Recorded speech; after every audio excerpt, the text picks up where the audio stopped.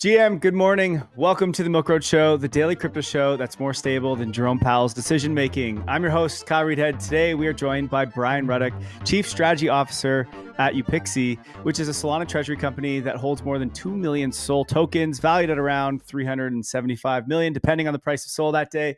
Today, we're going to discuss the good and the bad of Solana treasury companies and just treasury companies in general. We're going to talk about Solana versus the rest of the crypto economy. And then we'll also, of course, talk about some market expectations about this bull market and more specifically about Solana. Before we get started, though, we've got a big week ahead here at Milk Road. We've got two huge drops that are going on. First is our brand new website. It is now live as you listen to this podcast. We've rebuilt it from the ground up. It's faster, smoother. It has a whole bunch more things that you can do in there. So to celebrate, Pro All Access is 25% off until next Wednesday. And that includes our Macro Pro, which is our new premium macro tier. It is institutional level research at a retail price, and it is 25% off. So hit the link, upgrade, and explore the new site. Today's episode is brought to you by Aura. Removes your personal info from the web before scammers get to it. And Figure Markets, grow your cash like a bank, no lockups, just real returns. All right, without further ado, let's bring Brian up to the stage here. Brian, how you doing, my man? Doing great. Thank you so much for having me on. Really appreciate it. Yeah, we're excited. We're big fans of DATS. We talk about it a ton. We're big fans of Solana. And so it was only a matter of time until we got the mix of the two of them here together. You guys have been around for a little while now, and I think there's a lot that you can share for us, but let's just start more high level. Help us understand why you launched Upexi and then also, I guess, why you used Solana as your treasury asset. Yeah, that sounds great. Maybe I can run through my background really quickly because I think it is a bit pertinent. Sure. I spent most of my career in traditional finance at different hedge funds, running a book of bank stocks, always in this long short construct for funds like Citadel, Millennium, Ballyesne. Mention that because DATs are literally just banks, and we can get into that. But then basically some of the banks that I covered were the crypto fiat on off ramps like Signature and Silvergate, which basically pushed me down the crypto rabbit hole, decided that it will take a while, but crypto and blockchain tech would become ubiquitous. And that's when I moved over to GSR, one of the largest firms in all of crypto. And I ran their research for 4.5 years. But basically, how this all got started, at least on my end and Upexi's end, was I was leading research for GSR, and I saw all the wild success that MicroStrategy has had and all the value that they've created for shareholders. It's literally been the best performing stock in the US since it moved to its treasury strategy in August 2020. And it's more than tripled the return of Bitcoin without having that much leverage. And as a banks analyst, banks trade above book. Whenever you issue equity above book, it's by definition accretive. We can run through some numbers to help explain that, but I've internalized like where this value creation emanates from. And so I actually pushed GSR to try to create a Solana DAT. It wasn't rocket science. Like MicroStrategy invented this. You had Sol Strategies in Canada doing this first. They were trading at 5 times NAV, so there was no reason that another Solana DAT shouldn't trade at appear like multiple. And so we contacted investment banks and they introduced us to Upexi, who was actually already moving down this route. They had pre-announced before we even met them that they were creating an altcoin treasury and moving toward that strategy. And so just worked out really well. Yeah, and that's kind of then made a lot of sense for me to move over to Upexi to help push on that strategy with the management team. Right. And why Solana? Why did you guys go with Solana to get this started? Yeah, our view is Bitcoin's the best monetary asset and Solana is the best high performance blockchain. It was really that simple. We could have done it on Bitcoin, but one, Bitcoin's a $2.5 trillion asset. It's the fifth largest in the world, not going to 5X anytime soon, versus something like Solana that is literally 4% the market cap. It could 5X over the next year or so. And then number two, there are probably 50 different MSTR copycats. We didn't want to be 51. We'd rather be the canonical Solana treasury company. And so that pushed us more toward the smart contract side of the continuum.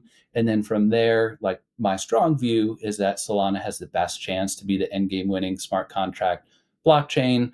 One, it's the first second generation smart contract blockchain. So this means it has best in class tech like parallel processing, but also has network effects from launching in 2020.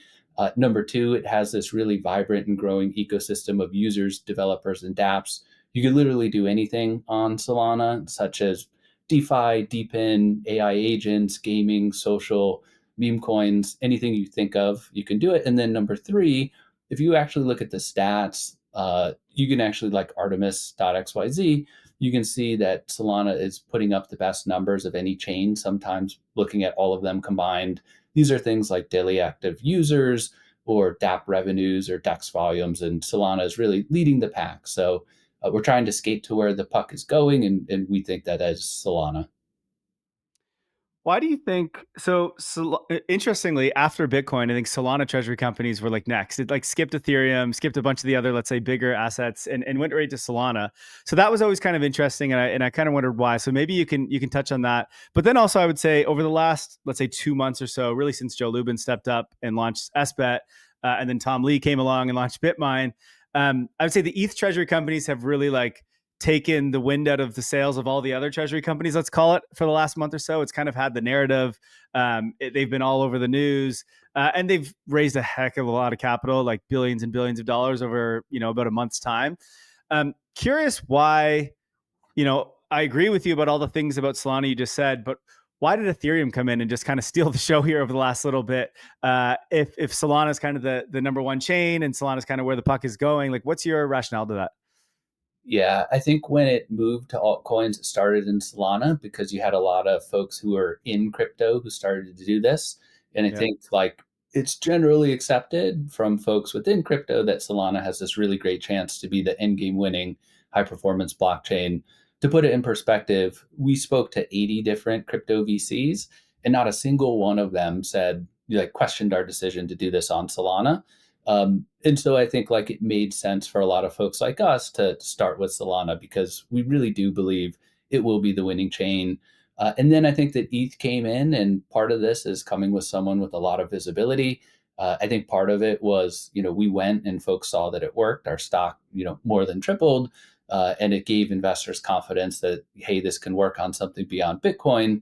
And then I think when you come with, folks that have this high profile already on a token that has more institutional visibility and awareness, I think it made it just that much easier for ETH to come in. And so I actually would expect this to continue to happen in Solana DATs, both through Upexi and through new ones coming in as well. So I don't think that this will be constrained to just Bitcoin and Ethereum. I think you'll get some other major players in there, and I think that will include Solana as well. Right. Tell us a little bit behind the scenes, as much as you can anyway. You guys have raised, well, I'm not sure how much capital you guys have raised, but you've managed to purchase 2 million Sol tokens, valued at, I think I said 375 million ish.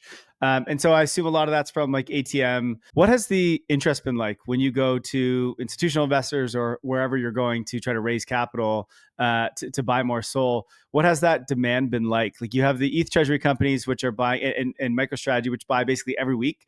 Are you guys getting that kind of demand where you can be raising that much and buying every single week, or is it not as much? Or like what? Walk us through kind of what you're seeing behind the scenes. It's really interesting. So we've raised 300 million. The Sol that we have valued at the current price is worth roughly 375, as you mentioned. Part of that has been appreciation in the price of Sol. Part of that is because we're buying lock Sol at a discount, and if we're using the current price to value that, we have this buy and hodl strategy anyway. So part of that is like adding in the discount there too. And then when we speak to institutional investors, yeah, I think that they get it. They get it much more from a traditional finance standpoint. And I would say that their understanding of crypto is very, very mixed. And so Mm. when I use this bank analogy and I talk about like, hey, banks basically borrow from depositors and then they lend to borrowers and then they make the spread between the yield on loans and the cost of deposits. And the market will essentially present value all that future spread, add it to book value, and that results in a premium to book. And then I talk about how it's very similar for us. We are essentially raising funds from the capital markets, investing into Solana.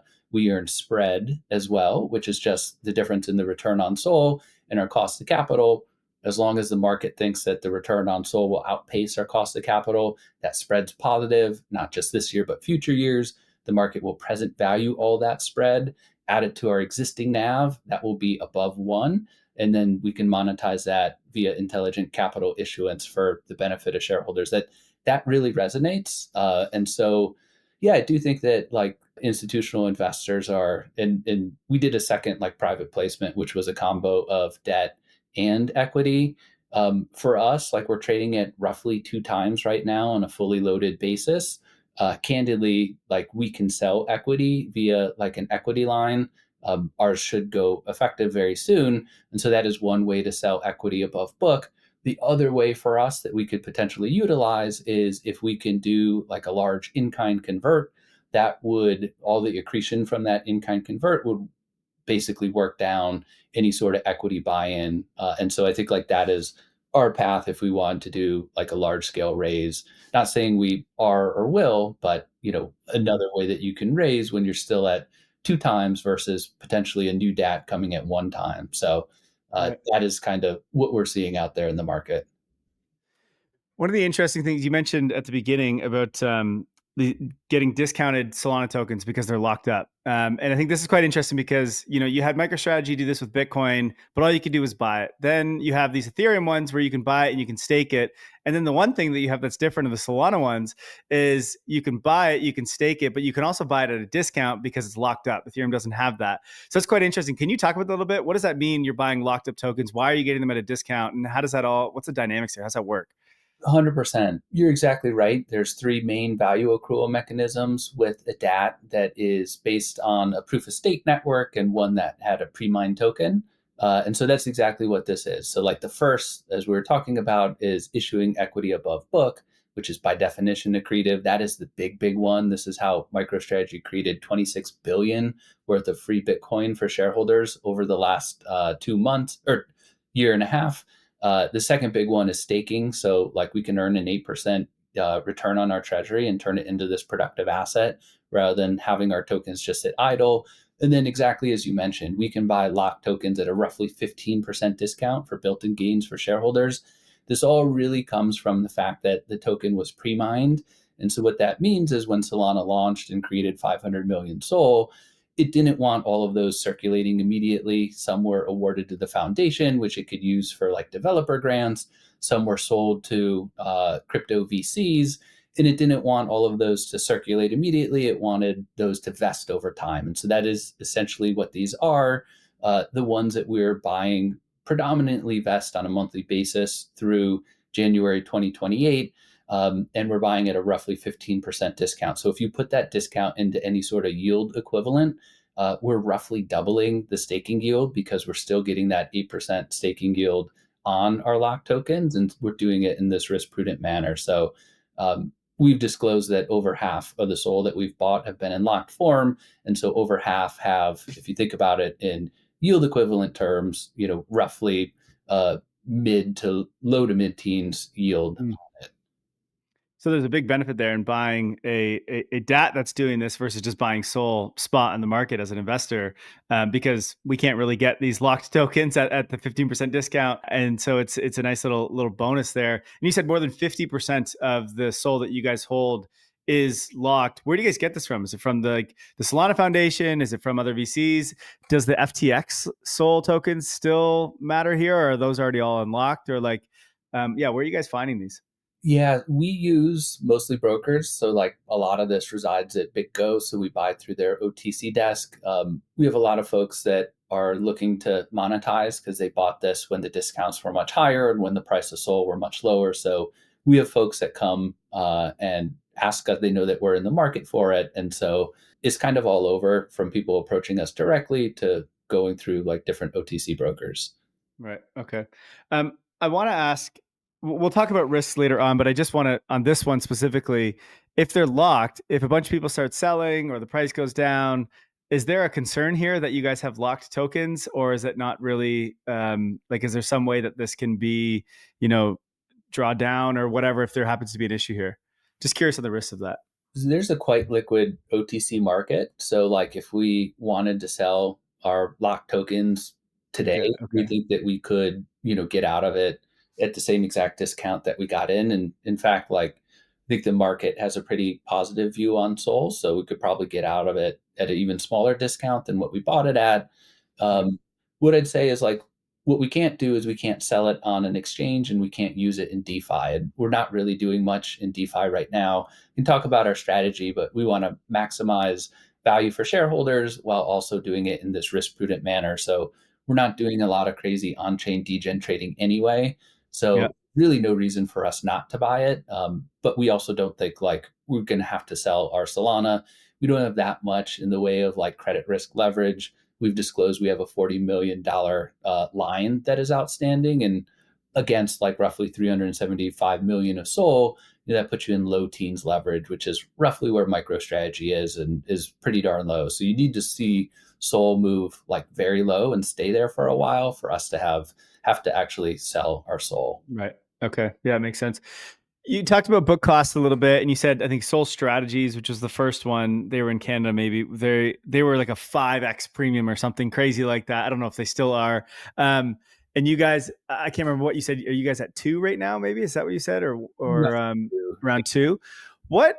So this is a big conversation that I think happens on crypto Twitter and just everyone talking about DATs right now. Is like, what should we value these things at? What should the premium be? What is a high premium? What is a low premium? Is it different for something like Bitcoin versus something like ETH, for something like Solana? Like, how do you think about this sort of premium to NAV? And walk us through, how you think about this. That is a great question. One is I think these premiums, when the market has a positive view of forward token returns, are absolutely deserved. If you believe my bank analogy, you're getting future spread and the market will present value that. If you don't want to think about it in the bank analogy terms, it's just access to these additional value accrual mechanisms that investors should pay up for because they create future value that you can't get with native tokens or alternative instruments. So one is I do think like in good markets, these things should trade at a premium. The way that I think about it is MSTR should be the floor. I say that for 3 reasons. And so MSTR is at 1.7. I think that other DATs should trade higher. And so reason number 1 is there should be this embedded growth premium for a smaller company because all else equal, a similarly sized raise and a similarly priced raise will pull in much more accretion. And to put it in perspective, if we raise $100 million at 2 times, it's going to be nicely accretive for us and our stock should move up by a similar amount, assuming that multiple holds, and you can argue it might expand, versus something like MicroStrategy. If they raise $100 million at any multiple, it doesn't move the needle because they're so big. So a smaller company, all else equal, should have this built-in growth premium. Number 2, if you are underpinned by a token that you can be confident will perform well over the medium term, if that token is smaller, there should be an additional growth premium built in there. And so this is something like Solana, being 4% the market cap of Bitcoin, has much more potential upside, all else equal. And so the market should and has in the past tended to put a premium on that as well. And then the last thing is just having access to these additional value accrual mechanisms. So our ability to stake and earn an 8% yield, our ability to buy tokens at a 15% discount, I think are additional reasons why the market will pay a higher premium versus us against something like MicroStrategy. So for those 3 reasons, I kind of look at MSTR as the floor. And then as you move along and have those additional value accrual mechanisms and you're underpinned by a smaller token and you're smaller in size, you should trade at this premium multiple to MicroStrategy. Oh, man. Pro tip, don't Google your name and city. I just did and instantly regretted it. They've got everything. My address, my email address, phone number. If you've ever wondered how scammers get your phone number or why your inbox is constantly flooded with spam, this is why. 24 hours a day, 7 days a week, data brokers are collecting and selling your information online all without your prior consent. And they're making billions of dollars doing it. Now, sure, they're legally required to remove your information if you ask, but they deliberately make that process as complicated and confusing as possible. That's why I just signed up with Aura. They take care of all the hard parts for me, automatically removing my information from these sites and, more importantly, keeping it off. Aura offers fraud and data leak alerts, $5 million in identity theft protection, a VPN, antivirus software, password manager, and round-the-clock US-based customer support all in one place. Try Aura free for 14 days. Go to milkroad.com/Aura. Why do people invest in real estate? Because it spits off cash flow. but I'm not here to manage rental properties. That's why I'm looking at Figure Markets. Their new democratized prime product backs your money with real cash flowing assets and returns up to 9% APY. It's the first real world asset borrow lend pool built for everyone, not just institutions. Ready to lend like a bank and get more than the 5% Aave is offering you? Download the Figure Markets app today and get 9% on your idle funds. Go to milkroad.com/Figure Markets. Interesting. Yeah, I actually kind of thought the same thing. Was like MicroStrategy seems to be my baseline, and then it's like it should be anything past that, which is quite interesting. How many sole treasury companies are there right now? There's got to be like close to 10, and probably even in a few more coming. Should they all hold a premium, or do you think there's only certain ones? And like, walk me through how you think this plays out over the next, I don't know what timeline, 6 months, year. Are we just going to have more and more and more of these, kind of like what Bitcoin did? You said there's 50 something at least already. Will we have that many with Solana? Will they start to consolidate? Will they take different avenues where maybe some are more involved in DeFi? How do you think this space will kind of evolve? I think that you're exactly right. I've actually been surprised there haven't been more coming yet, just because one, Solana is an in-game winning asset, and then number two, like it's worked for the companies that have launched Solana treasuries. So I'm surprised there haven't been more and more in a big way yet. I'm actually quite positive on the price of Sol. One reason, being the potential for more DATs to come and more to come in a big way, which I think is really good for us. And then, yeah, I think you'll probably see more Solana DATs coming over the next several months. And then I think you'll see the ones that really understand this well, who have this really low cost of capital, being the ones that are awarded this premium multiple, because at the end of the day, this is the cost of capital game. I'll tell you, like, we're incredibly attuned to any sort of capital issuance that we're doing, and we're doing it in this way to keep our cost of capital as low as possible. And so I think you'll start to see some of these get weeded out from, and probably the ones that are maybe a bit more crypto native, that don't fully understand all of the traditional finance and equity issuance side of things. And then there could be some consolidation. But yeah, so that's kind of how I see, like, my view has always been, over the short term, you can make money in a lot of altcoin treasury companies right after they launch. But if you're looking at value creation over the medium term, over several years, my view is that this only works on like 3 to 5 tokens, and there's probably only like 3 or 4 winners within each. Well, one of the things that I was actually talking in a research meeting this morning is, it's interesting that these DAT companies today are all one token DATs. So there's a Bitcoin one, there's an ETH one, there's a Solana one. I'm surprised we haven't seen one that's like multiple tokens yet, where they're accumulating multiple different assets and or even trading across multiple different assets. I think of this similar to like, ARK, right? ARK is an ETF for the technology sector, where they don't just buy Tesla, they buy Tesla and this and that, like a bunch of different tech companies, and they move in and out of them depending on, performance or depending on their earnings, et cetera. Do you think that's going to be something that comes into this DAT world eventually, where we have multi-asset DATs that maybe even are like active in terms of their trading? Or why are we just on the one asset DATs today?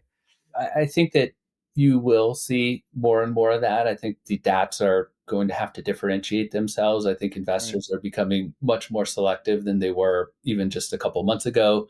There is Reserve One, led by Jamie Leverton. So they own Bitcoin, ETH, and Sol.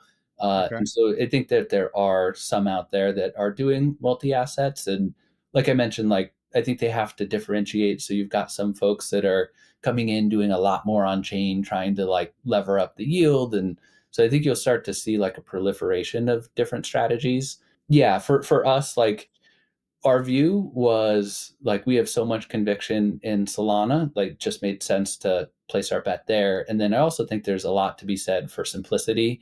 Like, if we did a basket and we included Python, Chainlink, and you have to start to explain to investors what oracles are and cross-chain bridges, like, folks tend not to invest in what they don't understand, or you're awarded this complexity discount. And so for us to just say, like, Solana is essentially this computer in the sky that's working to bring finance on chain, and we just have to convince folks that Solana is the best high performance blockchain, is much easier than having to explain to them what all these like oracles and bridges and things like that are.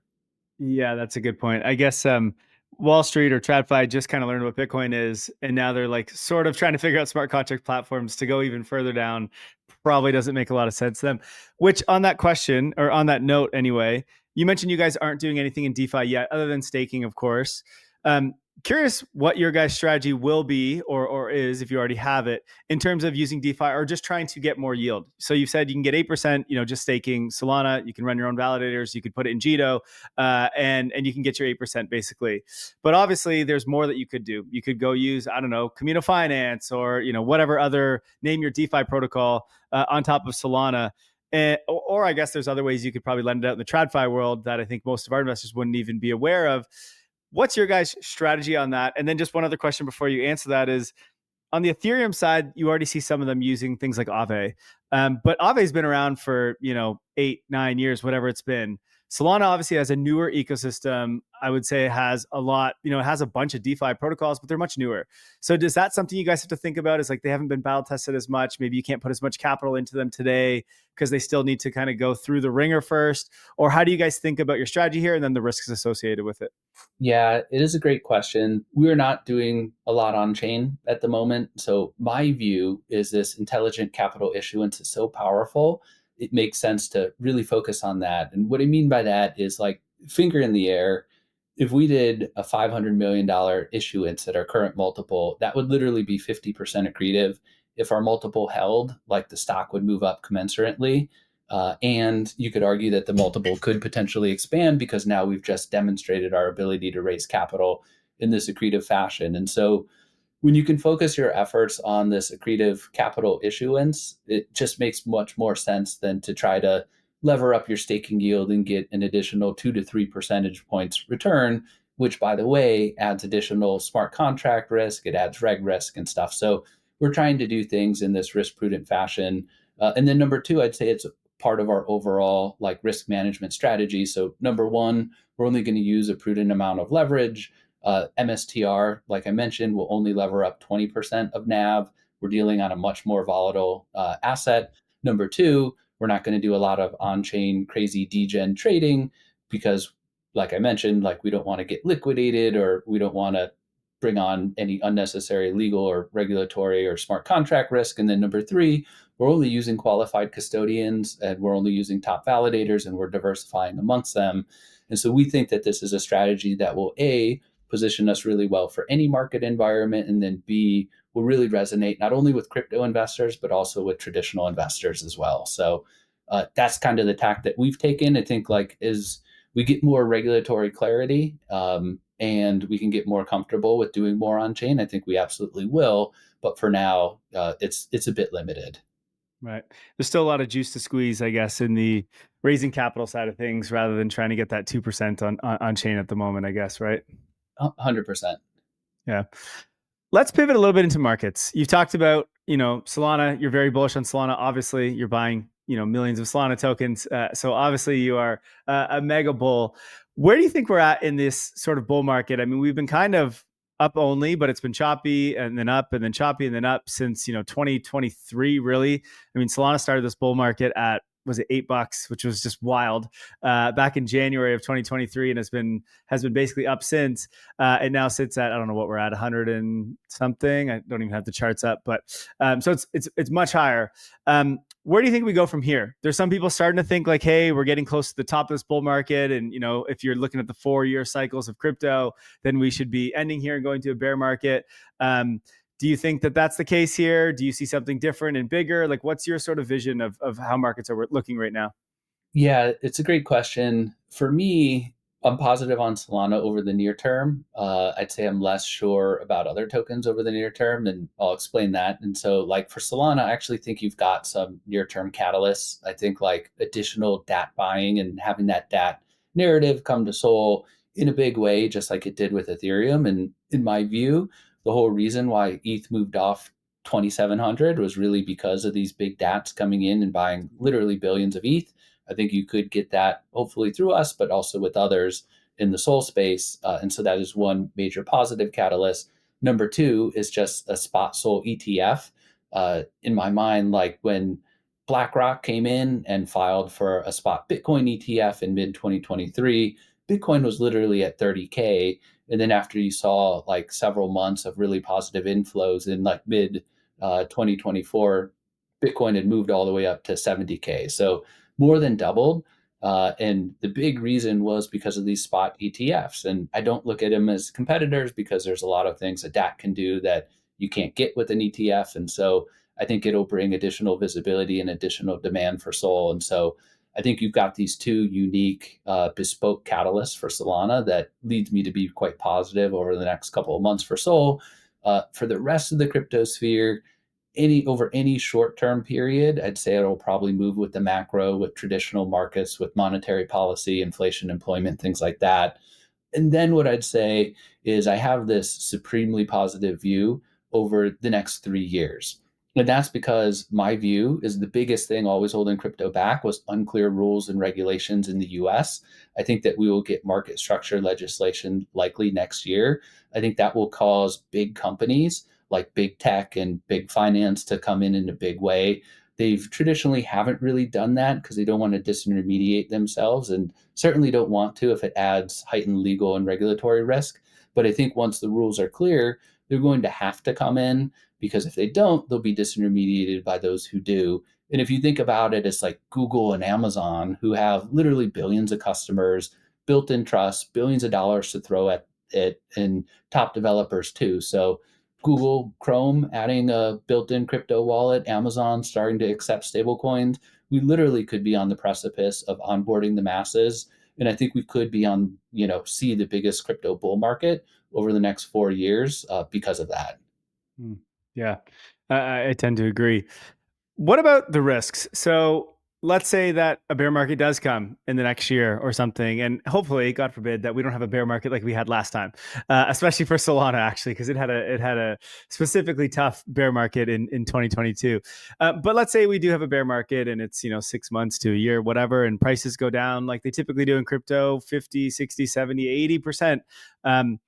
What does that mean for these DATs, right? We've only really had the Bitcoin, like MicroStrategy, that went through a bear market previously. Everything's kind of came after that bear market over the last couple of years here.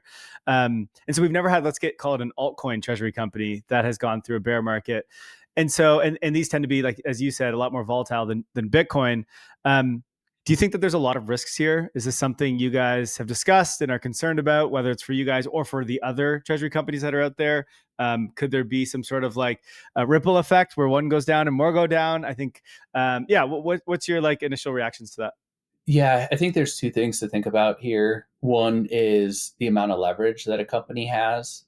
So which you've seen like with MicroStrategy, and I've seen different analyses, like they have such little leverage right now. And by the way, they're trying to get rid of all of their converts and basically turn them into prefs going forward. So they don't have any leverage. But what you need to see for like MicroStrategy from some of these analyses I've seen is like Bitcoin to fall 95% and stay there for 5 to 7 years. And if that happens, you've got bigger problems to worry about. But I think it depends on the DATs because there are some DATs that have quite a lot of leverage that could get in trouble and could wind up being a forced seller. We're trying to play it safe and be much more in the MicroStrategy camp. And that's why, we only have low teens leverage, right? Or credit risk leverage right now. And then I think the other big thing has to do with whether or not you can really employ this capital markets flywheel or MicroStrategy model, if you will. And so it really, a lot of it is predicated on trading at this premium multiple. And if we do go into a bear market, it's likely that some of these DATs or most of these DATs trade at 1 times or maybe even below. What I would argue is what you've seen in the past is the model is just on pause until you get back to this inevitable bull market. So one way to measure the efficacy of MicroStrategy's treasury operations is through its increase in Bitcoin per share. 2024, it was plus 73%. 2021, it was roughly plus 50%. So the 2 bull markets, it was able to monetize that premium multiple. And then in the bear markets, I'd argue it was just on pause. They still increased Bitcoin per share, but it was something more like mid-single digits. So model just on pause, during the bear market. And then what I'd say is a DAT actually could play it in just the opposite fashion. What I mean by that is you could sell your tokens and you can buy back your stock, and that by definition would be accretive just in the opposite way. And you actually don't even need to do that if you hinted to the market that you're going to sell your tokens and buy back your stock all the way up to NAV, the market would want to get in before you do that, thinking that you're going to buy it up to NAV and they'd close that gap for you. So I kind of look at one time if like management does it right as like the floor, and then just kind of waiting until you get into this inevitable bull market for the market to rightly ascribe like a premium multiple that you can then go and monetize again. Interesting. Would you guys ever do that? Sell your soul tokens to buy back your own company? We I have, guess like there are times where it probably makes a lot of sense to do it. we have said the only time that we will sell soul is if a nicely discounted block of locked tokens were up for sale. And so that is the only time that we will sell soul. It could change Okay. in the future. I'd never say never, but we have a buy and hodl strategy that we're pretty strict about. Right. Okay. Interesting. Let's as we start to wrap up here, I want to talk just a little bit about Solana versus Ethereum. We touched on a little bit up at the beginning of this conversation, but this has obviously been there's been a lot of competition amongst L1s over the last 5, 6, 7, 8 years. Of the Gen 1s, Ethereum has kind of, ran away with it and kind of beat the others. And then there's the Gen 2s now. Solana's definitely has beaten the others there. And so you kind of have Ethereum and Solana as the two, let's say, most widely adopted, most widely used. And I would say Ethereum plus its Ethereum ecosystem, including Base and all the other L2s, et cetera. And so you kind of have like, we're going head to head here, Ethereum and Solana. And I'm just curious your take on, I know you're bullish on Solana. Does that mean you are not bullish at all on the Ethereum roadmap and what they're trying to do? Or do you think that there's a world where they both exist, they're just going to do different things? And there's a world where institutions want here and institutions want this for this thing? Or like, how do you see this whole L1 competitive market playing out in the future? It's a great question. My view, hats off to Ethereum. It's really amazing what they've created. They were the first. They came over a decade ago, and I actually think like they're confined by their original design decisions. So they chose to maximize decentralization and they chose to maximize security at the expense of performance. And so what you've seen is that's resulted in really low TPS for mainnet. They've had to push out execution to separate blockchains or L2s. And then within crypto, there's a lot of questions as to whether these L2s are parasitic to ETH mainnet value capture. And so for us, if you go with a monolithic blockchain that performs all 4 functions of a blockchain, in theory, like that should be worth more because you're capturing value from all those functions. And so for us, I do think like when you talk about like value capture, I think like I'd rather be with a monolith like Solana than something like Ethereum. When I look at like where Ethereum's trying to go, I actually do think they have the right end game in mind. My questions there is I think it will take them 5 to 7 years to actually get there. And it's just, can Solana or another chain come and usurp them before they can get there? So I think a lot of like the enthusiasm with Ethereum recently has been from this DAT narrative. But I think after a while, folks will actually look under the hood at some of the things like some of the technical capabilities and the value capture of the actual token and the L1. And so there's where, we place our bets on Solana, but I'm a big fan of what they're doing. And, it's this great technology that will change the world. So I think like they can both be successful. How do you think about valuing L1s? There's a lot of debate here, and there's a lot of different ways to do this. You talked about value capture, and so a lot of, I think, people in the Solana camp look at REV as a metric, and basically the transaction fees and the MEV that's coming into the system. Other ways you could look at it is like economic security. So how many tokens or value are locked on that chain? You could think of it kind of like in the Bitcoin way, which is like just as money or store value, and so it doesn't really matter about usage so much. It just more matters like, do people want to store value in this token? How do you see, specifically for L1s, how do you look at how you would value one of these tokens? I think it's really difficult.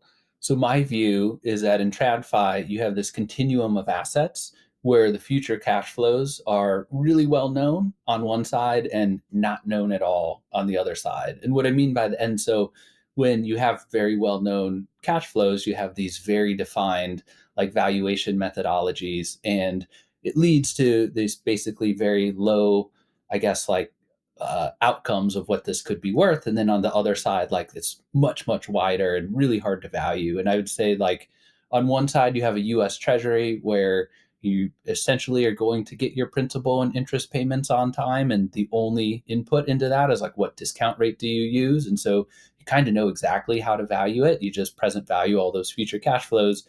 On the other side, you have something like an early stage tech company where, chances are it's going to flop, but maybe there's some small chance this is the next Google or Amazon. And you have to look at alternative measures like, what is the TAM for what this company is doing, or how successful has that founder been? And what I would argue is that L1s are so much closer to that early stage tech company to where it's really, really hard to actually use some of these more traditional valuation methods. So I would say they're probably still early. I think you can kind of maybe correlate it to actual activity and usage, but I don't think like you can really stick this into any sort of discounted cash flows yet. I think my view is it's much, much too early. Right. Yeah. No, I tend to agree. And I also think it's a very different asset, right? Like these are not just equities of a company. They're something that we've never had before and we don't really know. And so like the way that we value them in the future, who knows, right? Like, will these things be used as money? We've never had a world where like I could use Tesla as money, but like we're moving into a world where I will be able to use Sol probably as money, right? And so it's like, what does that mean for the value? I don't really know because we've just never really seen it. It's fascinating. Like my view, you can think of it like an L1 blockchain as this computer in the sky, and like different chains will target different use cases, but really the TAM is like global compute. Like if these things get performance enough, like you can put everything on chain. And so, like you said, like does it derive value from moneyness? Does it derive value from the demand to actually use it to process transactions like it's gas? I think it's all a bit TBD. And then, how fast and quickly it gets adopted.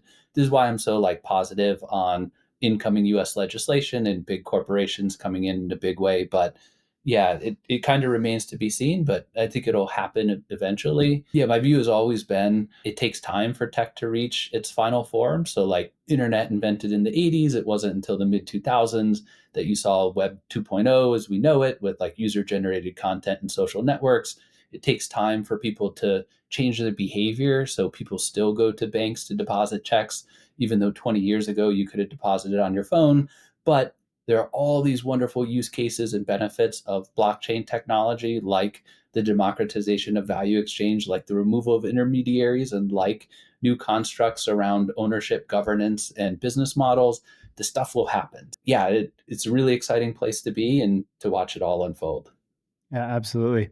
All right, we're going to wrap up with a little bit of predictions in terms of the markets. I'm going to actually just bring up my screen here for the viewers that are watching on YouTube.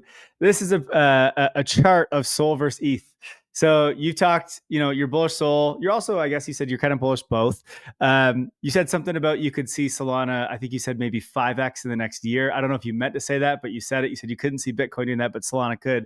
So this is the Sol versus ETH chart. And by the way, I didn't know the price of Sol earlier. It's at 182 currently.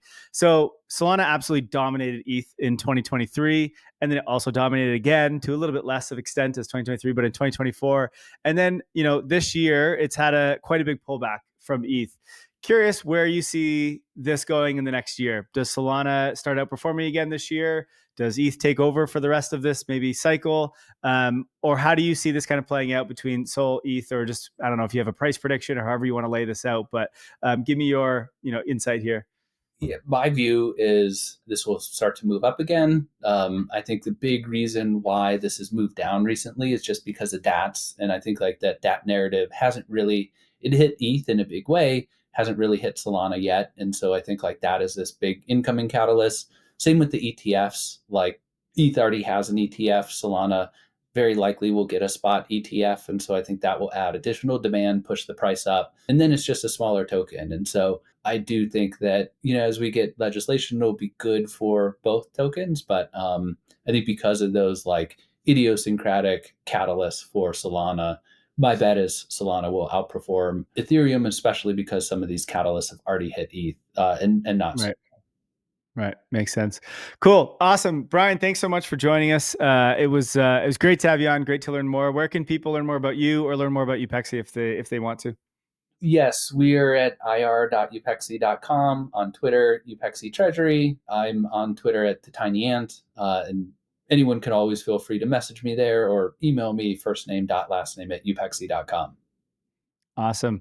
All right. Well, thanks again so much for joining. All the listeners, thank you for listening in. We will see you guys in the next one. Otherwise, take care. Have a great weekend, and we'll see you next week. If y'all are making swaps or trades right now, highly recommend you check out Milk Road Swap. This is a DEX that we built in partnership with Cow Protocol. Why did we build it? Not to make money, just honestly so we could have a place to do our swaps for the lowest fees that we could find. This is the fees on Ethereum, Arbitrum, and Base are only 0.15% fees. This is a huge difference from other centralized exchanges that charge 0.5% or even up to 1.2% fees on their swaps. Also, you can swap on Solana, all at swap.milkroad.com.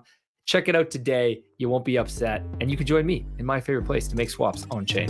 As always, if you liked today's episode, please hit subscribe and make sure you follow us so you don't miss out on the next one. There's also a link in the description to our free 5-minute daily newsletter where we simplify crypto for you while making you laugh.